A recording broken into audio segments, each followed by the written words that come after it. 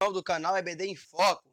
Meu nome é Thiago Rios, eu sou comentarista da editora Betel, da lição de adultos, né?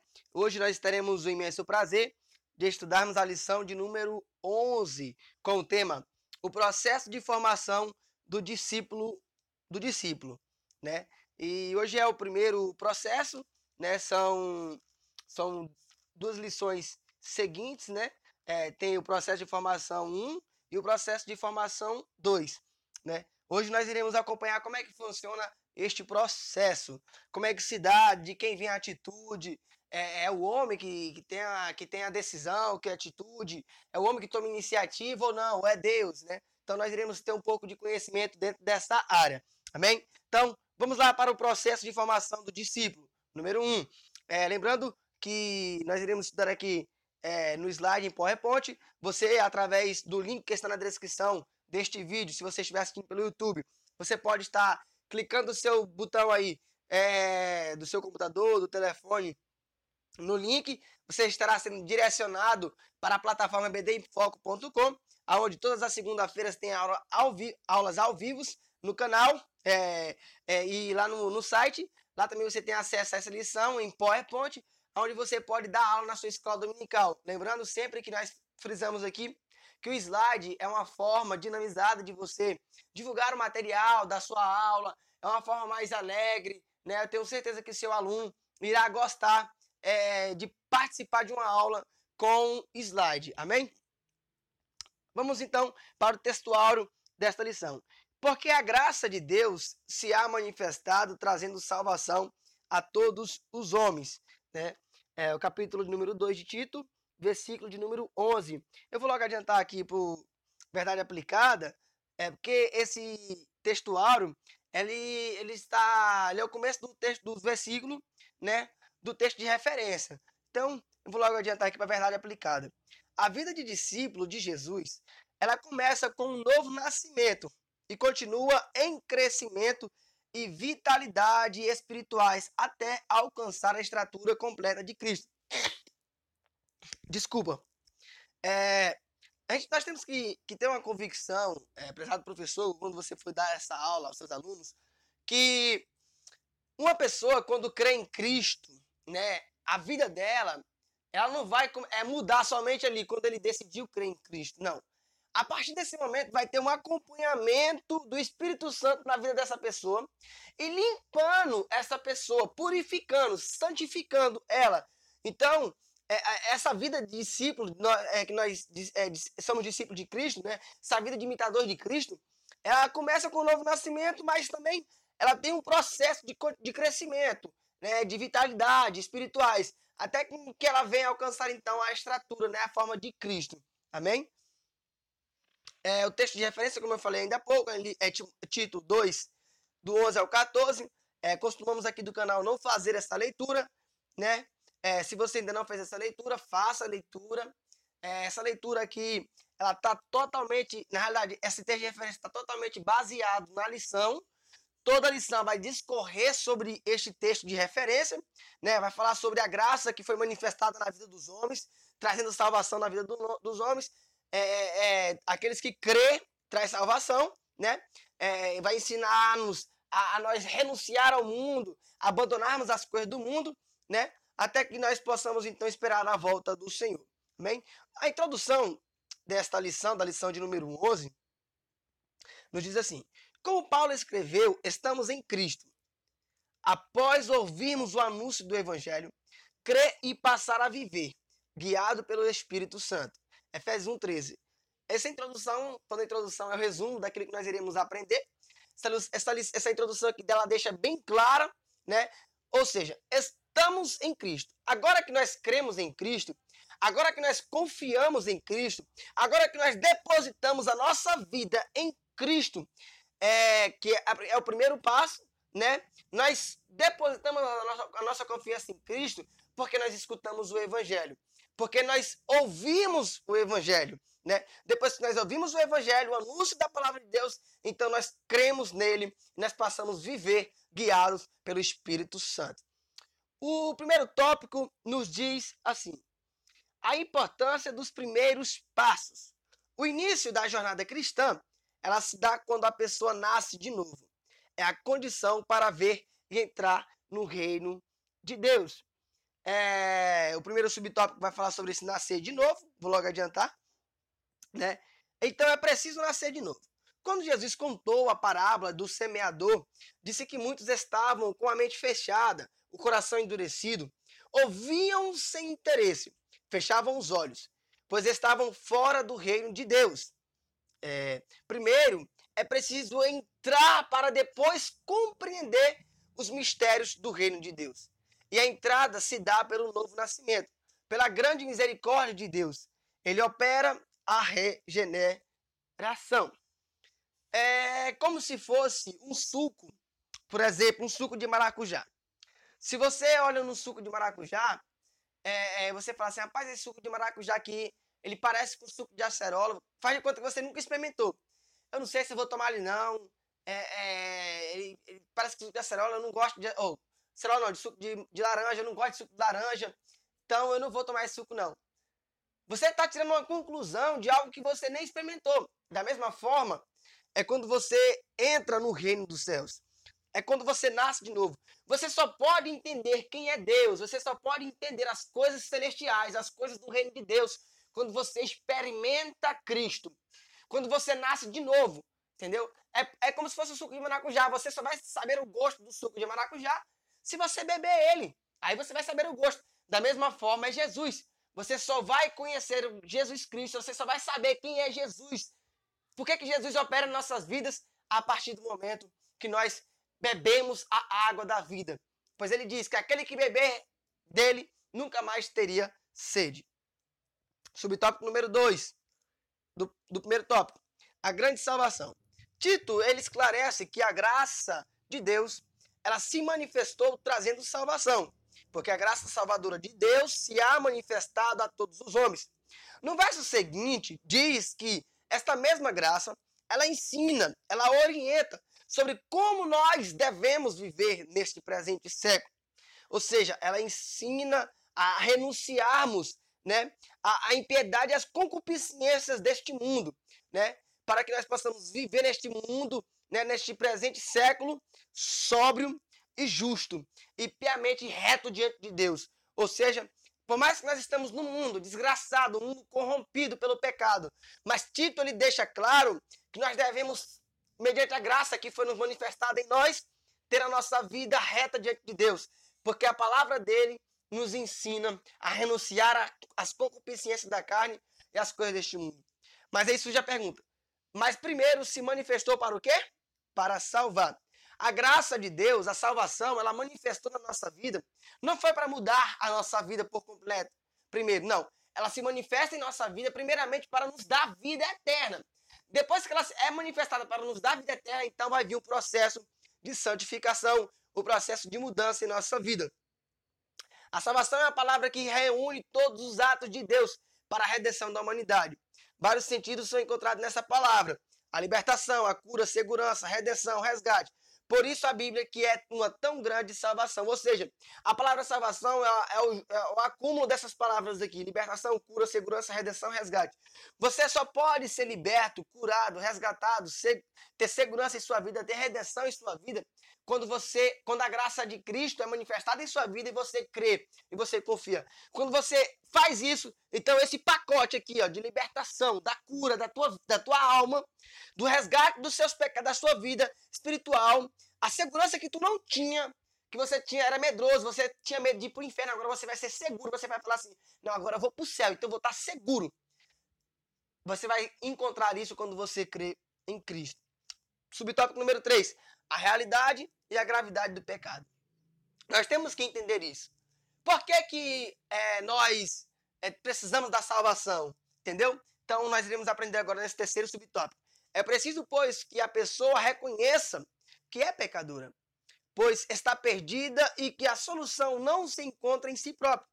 Não compreender a doutrina do pecado é não compreender a doutrina da salvação. Ou seja, não adianta, se você não conhecer que você é pecador, se você não reconhecer que você é pecador, você não vai ser salvo.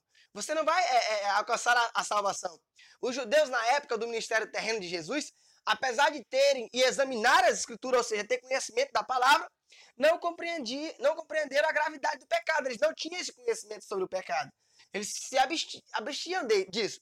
Achavam que pelo fato de serem descendentes de Abraão, né, automaticamente eram livres e já estavam garantidos na entrada no reino dos céus. Isso não era verdade, eles estavam totalmente enganados.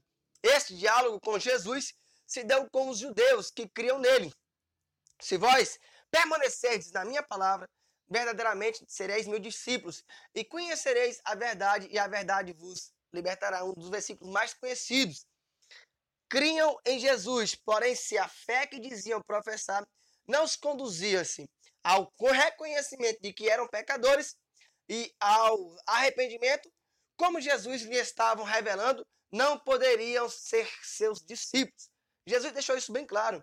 Em verdade vos digo, que todo aquele que comete pecado é servo do pecado. Ora, servo não fica para sempre em casa, o filho fica para sempre. Se, pois, os filhos vos libertar, verdadeiramente sereis livres. Bem sei que sois descendentes de Abraão.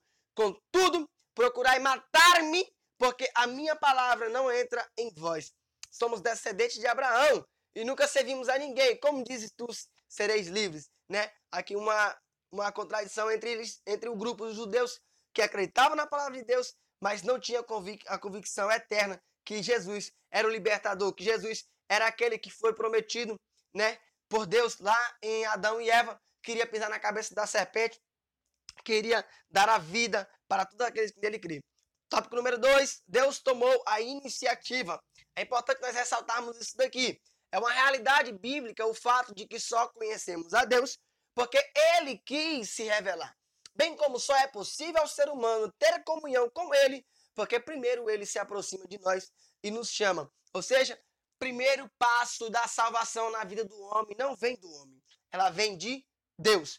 Ai de nós se a graça de Deus, se o favor imerecido que Deus nos concede não viesse através dele. Se viesse de nós, de forma nenhuma isso iria acontecer. Primeiro porque o homem está morto em seus delitos e pecados, e a atitude que o homem toma sempre é se procurando afastar-se ainda mais de Deus. A manifestação da graça. A graça de Deus que se manifestou, ela trouxe salvação, né? É um dos aspectos desta tão grande salvação, é a regeneração, o novo nascimento. Vamos então aqui aprender um pouco aqui sobre essa regeneração. Pois para Deus, espiritualmente, as pessoas que ainda não nasceram de novo, elas estão mortas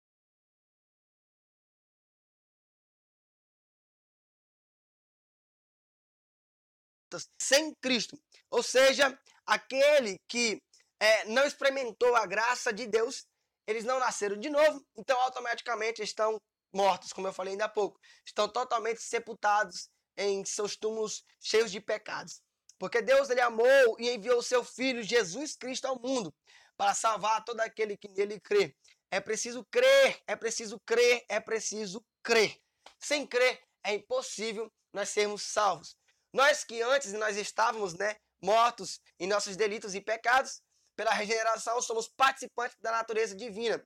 A partir do momento que nós cremos em Cristo, a nossa vida espiritual ela é regenerada, ela é ativada mais uma vez. Por que ela é ativada, Tiago? Ela estava ativada? Sim, quando Adão pecou no Jardim do Éden, a Bíblia diz que o pecado fez separação entre o homem e Deus. O Espírito que habitava no homem, né, o Espírito da graça, ele é afastado porque o pecado faz separação. Então, quando nós cremos em Cristo, agora que Cristo morreu e ressuscitou, esse Espírito volta à nossa vida, nos dando alegria e nos capacitando dia após dia para que nós possamos ter os dons espirituais e a nossa vida novamente ser ligada para com Deus. Pela palavra de Deus, esta regeneração ela é gerada pelo Espírito Santo. Amém? O apóstolo Paulo assim expressou: se alguém está em Cristo, nova criatura é. Subtópico número 2 do ponto número 2, a fé que salva. É necessário crer que Jesus Cristo, ele é o enviado de Deus para a nossa salvação, pois ele morreu na cruz pelos nossos pecados e ressuscitou ao terceiro dia. Agora, ele está à direita de Deus e intercede por todos nós. O apóstolo Paulo escreveu que todos sois filhos de Deus pela fé em Cristo Jesus. Portanto, não se trata da fé na fé, ou meramente intelectual, movida por caprichos e desejos pessoais, mas a fé que é produzida a partir do anúncio da palavra de Deus. É a fé que nos move a reconhecer o evangelho, o verdadeiro evangelho. A pessoa de Jesus Cristo e sua obra. É pela fé que nos apropriamos desta verdadeira e confessamos a Jesus Cristo. É somente pela fé. O que é essa fé, Tiago? É uma confiança, é depositar a nossa vida, é depositar a nossa confiança em Cristo. Nós temos que depositar a nossa confiança em Cristo. Se nós não depositarmos a nossa confiança em Cristo, nós não seremos salvos. Nós não teremos vida e vida com abundância. O terceiro subtópico do ponto número 2, a obra da regeneração. Não é bíblica a crença da bondade natural do ser humano como suficiência para produzir mudança tal que nos conduzam à perfeição futura. As obras, elas não salvam. É preciso de uma intervenção divina. Sem ela, não há solução para a necessidade de mudança na natureza humana. Esta mudança não se dá por reformas sociais ou pela educação. Ela não se dá pelo acúmulo de conhecimento. Exemplo, então, de Nicodemos, que era mestre em Israel. Ou seja, Nicodemos tinha um grande conhecimento da palavra de Deus, tinha boas obras, tinha boas atitudes, mas ele não tinha a sua confiança totalmente em Cristo. A sua vida não era 100% depositada em Cristo.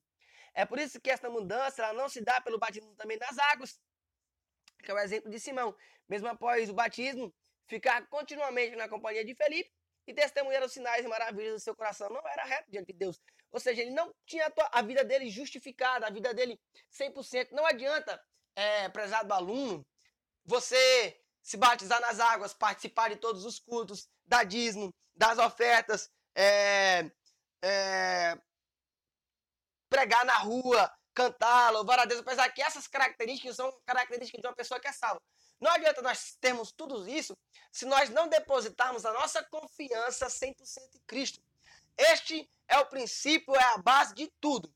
As obras, isso é mais claro do que tudo, ela não salva ninguém. O batismo nas águas simboliza, mas não produz a regeneração.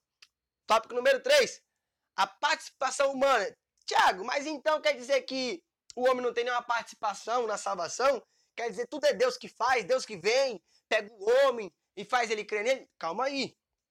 Agora nós vamos entrar neste assunto. O homem tem alguma participação? Sim, vamos ver. O teólogo e escritor Agostinho, ele disse, Deus que te criou sem ti, não te salvará sem ti. No Evangelho de João, capítulo 3, versículo 16, encontramos que para todo aquele que nele crê, ou seja, para todo aquele que nele crê, tem a vida eterna. É necessário crermos em Cristo. O crer é a atitude que o homem toma. O crer é a atitude que o homem toma diante de Deus, diante da salvação dele. Deus oferece o evangelho, abre a mente do homem pelo Espírito Santo, que vem convencer o homem dos seus pecados, e então o homem toma atitude e fala assim, eu vou crer em Cristo. Eu vou dar a minha vida agora, como Cristo deu a vida dele por mim, agora eu vou dar a minha vida para ele. Nem que eu morra, mas eu vou viver ao reino dos céus. O subtópico número 1, a necessidade do arrependimento. A primeira mensagem anunciada por João Batista, registrada no Evangelho de Mateus, foi: arrependei-vos, porque é chegado o reino dos céus. Em outro texto encontramos, Jesus começou então a pregar e a dizer, arrependei-vos, porque é chegado o reino dos céus. Vamos ver uma outra passagem. Ao término da primeira pregação, após a descida pelo Espírito Santo, Pedro então disse, arrependei-vos. O arrependimento faz parte da resposta humana, a manifestação da graça de Deus. É uma exigência que Deus faz parte do homem. Envolve mudança, leva tanto a um afastamento do pecado, quanto a voltar-se para Deus. Ou seja, o homem tem que se arrepender. Se o homem crê em Cristo, automaticamente ele vai se arrepender dos seus delitos e dos seus pecados. Uma pessoa só vai crer em Cristo quando ele a graça for manifestada nele, e então ele vai ter uma convicção que a vida que ele vivia não dá para prosseguir ela, porque ela acaba se afastando ainda mais de Deus. Então ele vai se arrepender de todas as atitudes que ele tomou errôneas neste mundo. Também há um detalhe no processo da salvação chamado submissão. É necessário ter uma submissão, né? A vida do discipulado, ela envolve valores e atitudes. tão contrárias ao mundo, tão diferentes do que vive a geração incrédula e corrompida, que só é possível pelo poder do Espírito Santo, pela ação sobrenatural e a palavra de Deus em nós. Em constante e progressiva comunhão com Jesus Cristo, a videira verdadeira é a segunda ação da graça que se manifestou primeiro para salvar e então depois para ensinar. Eu já falei isso ainda há pouco. Qual é então, Tiago, este ensino? É preciso renúncia para viver neste presente século sobre justa e ajusta impiamente. É o viver do discípulo de Jesus Cristo enquanto estiver debaixo do sol. O Senhor Jesus está procurando aqueles que assim querem viver. Para tanto, é necessário que lhe deem o primeiro lugar em suas vidas. O ensino, meu amigo, é a palavra de Deus.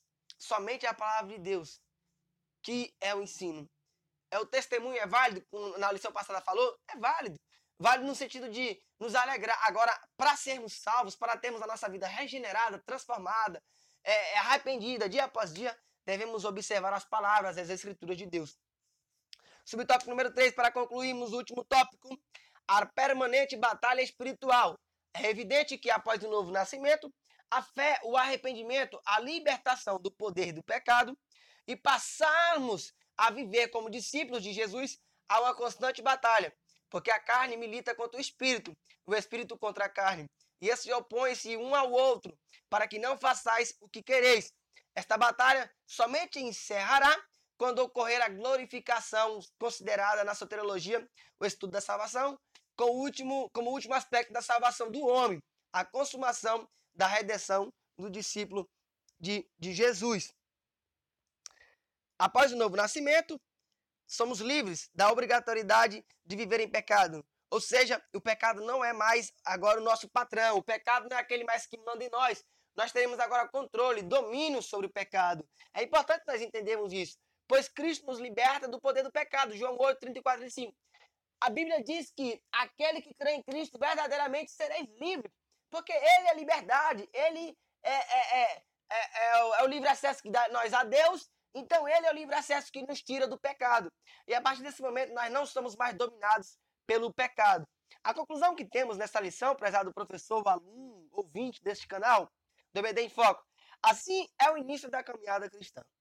A pessoa ouve a mensagem do Evangelho, ele escuta ali alguém pregar, ele escuta o seu pai falar da palavra de Deus, então o Espírito Santo age e ela reconhece que Jesus Cristo é o Salvador, ou seja, ela reconhece que sem Cristo não tem como ir chegar até o céu. Então, a partir desse momento, ela se submete ao seu senhorio e então é uma nova criatura. Nascida de novo, a pessoa agora pode viver a vida do discipulado.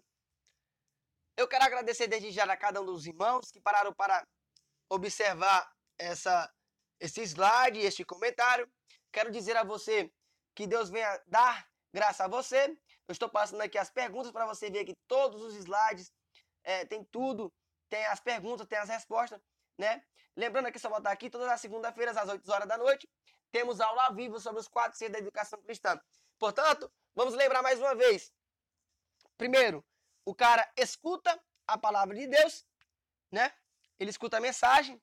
Depois, o Espírito Santo, então, age na vida dele, dando a ele ao reconhecimento que somente Jesus é o Salvador. E então, a partir daí, ele vai se submeter ao senhorio de Cristo. E então, sendo uma nova criatura, nascendo de novo, ela vive uma vida de discipulado. Muito obrigado, que Deus abençoe. Deixa aí o seu gostei, faça o seu comentário para que nós possamos aprimorar o canal EBD em Foco.